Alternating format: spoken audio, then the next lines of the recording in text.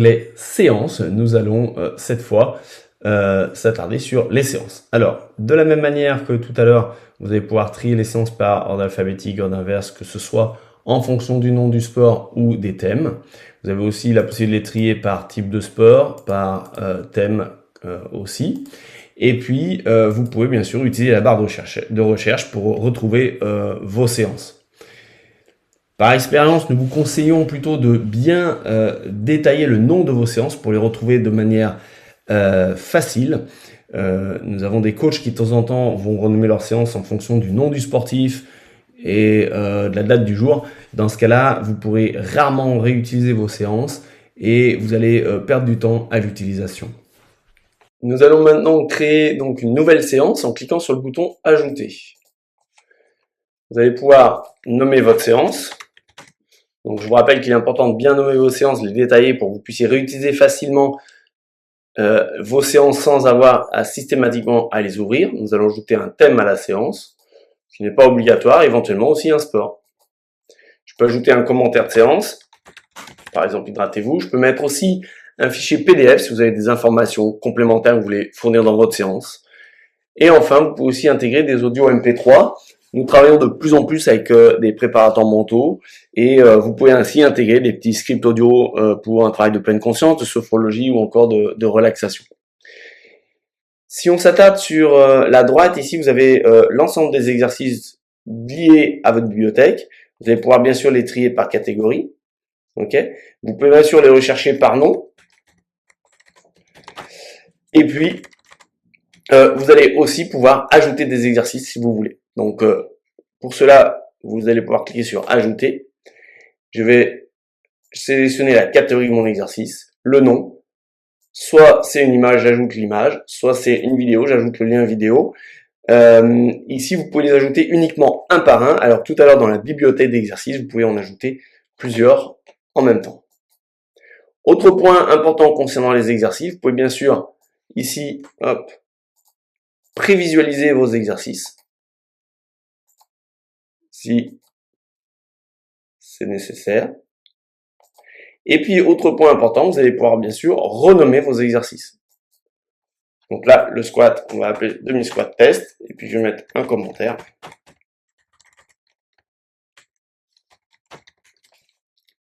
Et j'ai bien ici mon demi-squat test avec le commentaire qui est intégré. Nous allons maintenant ajouter un bloc pour le côté aérobie, énergétique. Mon bloc. Je vais ajouter un exercice donc de course. Ici j'ai course et je fais glisser clic gauche. Nous allons aller sur les paramètres de l'exercice. Donc notez que vous pouvez ajouter un commentaire ici, et que si vous cliquez sur le petit bouton appliquer, ce commentaire sera directement intégré dans la base de données des exercices, ce qui vous évitera par la suite à le renoter, et à chaque fois le commentaire donc sera intégré. On va donc cliquer nous sur énergétique, et donc je vais par exemple ici demander de faire 2000 mètres en 10 minutes, tout simplement. Donc nous, au petit train, on va vous calculer la vitesse et l'allure. On peut aller bien sûr beaucoup plus loin. On va dupliquer l'exercice, toujours de la course. Et cette fois, je vais demander à mon sportif, donc je vais aller dans paramètres, de faire uniquement 1000 mètres. Mais je vais lui faire 2 fois 1000 mètres. Donc je n'ai plus besoin de la durée, j'ai plus besoin de la vitesse et j'ai plus besoin de l'allure. Par contre, vous avez un petit plus ici qui vous permet donc d'ajouter soit des séries. Donc dans notre cas, on va faire 2 séries de 1000 mètres. On va ajouter une récupération. On va mettre une récupération par exemple de 3 minutes. Et puis, on va ajouter par exemple un pourcentage de VMA. On va dire qu'on travaille à 100% ou 70% de VMA. Et je valide. Et donc, j'ai bien mon exercice 2 fois 1000 mètres à 70% de VMA et 3 minutes de récup. Ce qu'il faut savoir, c'est si votre sportif a effectué un test de VMA, automatiquement la séance sera personnalisée et nous allons vous donner le temps qu'il devra mettre pour ces 1000 mètres, sa vitesse et son allure. Autre possibilité qu'on peut faire aussi, on va dupliquer l'exercice, on va cette fois travailler uniquement en 1000 mètres.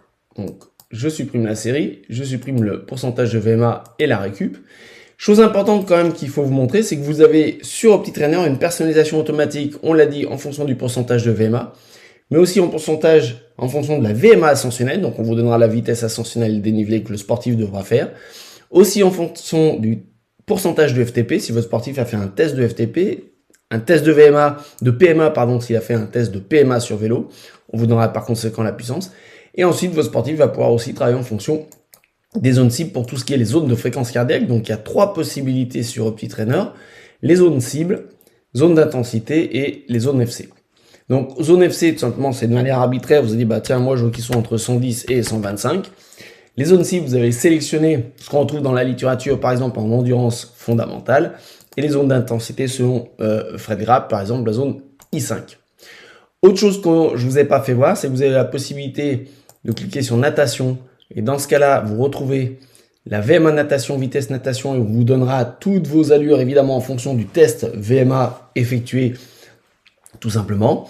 Et puis, de la même manière pour Rameur, si vous avez fait un test PMA Rameur, vous pouvez indiquer pourcentage PMA Rameur, et on vous donnera toutes les puissances de manière automatique en fonction du test effectué par votre sportif. Ici, on valide notre séance, 1000 mètres, tout simplement, avec nos zones cibles. Donc ici, si votre sportif a fait un test de zone cible, on aura les bornes inférieures et supérieures en termes de fréquence cardiaque. Même chose pour les zones de I1 à I7, vous le verrez tout à l'heure quand la séance sera intégrée à un sportif. Si vous voulez faire un travail intermittent, vous pouvez tout simplement cette fois créer un bloc. Je vais faire travail intermittent. Je vais mettre un travail de course. Ici, toujours en énergétique, on va faire du 30-30, donc je fais hop, 30 secondes, et par exemple en pourcentage de VMA à 60% de VMA, on va dire que c'est la récup. Je me fais mon travail de course intense, donc je vais dupliquer l'exercice, je peux modifier évidemment mon exercice pour basculer sur un travail intermittent, et mon 30 secondes cette fois, je vais le basculer en cliquant sur paramètres à 100% de VMA. J'ai bien mon 30-30. Par contre, je veux faire 3 fois 6 minutes, et ben je vais retourner sur mon paramètre du bloc. Je vais sur paramètres. Mon bloc, je transforme en circuit et je vais faire 3 fois 6 minutes avec une récup, par exemple, de 3 minutes. Je valide et j'ai bien 3 fois 6 minutes de 30-30 avec une récup de 3 minutes au milieu. Enfin, dernière chose qu'on n'a pas vu, ça va être les circuits training. Donc, cette fois, on va cliquer sur le bouton plus et on va cliquer sur circuit. Je vais faire un circuit training. Je vais ajouter une méthode si nécessaire. Donc, on a toutes les méthodes de CrossFit ici. On va par exemple, nous, faire du AMRAP. Vous n'êtes pas obligé, hein, évidemment, de sélectionner une méthode. On va dire qu'on va faire 3 tours de 10 minutes, par exemple. Voilà. Et je valide. J'ai bien en AMRAP 3 tours de 10 minutes. Si je veux intégrer une récup, ben, je retombe sur paramètres et je vais ici mettre mes 3 minutes de récup. Derrière, il suffit d'ajouter mes exercices à l'intérieur. Si je veux faire par exemple de la corde à sauter, ben, je peux intégrer mes exercices de corde à sauter double saut. Je vais dans paramètres, je vais dans musculaire et je vais demander 50 sauts à la corde et par exemple avec un gilet lesté. Donc je vais mettre poids de corps plus 5 kg par exemple. Et puis si je veux faire un exercice sur Swiss Ball, là, je fais par exemple un travail d'abdos sur Swiss Ball. Et puis cette fois, je vais demander 20 répétitions par exemple.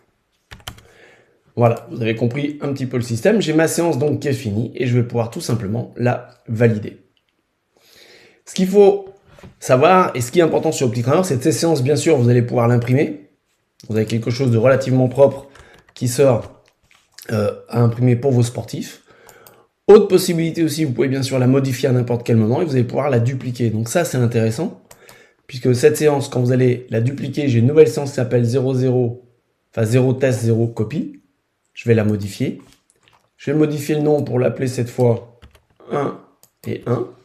Et je vais décider que dans cette séance, par exemple, ben, mon travail intermittent de 3 x 6, je vais le passer en 3 x 7. Je valide. J'ai bien mon 3 x 7 minutes de 30-30. Je ne veux pas de travail aérobie au milieu, je supprime mon bloc aérobie. Et voilà ma nouvelle séance qui est prête. Donc il va être très facile de modifier et d'adapter les séances sur OptiTrainer. Et c'est ça qui va vous faire gagner énormément de temps.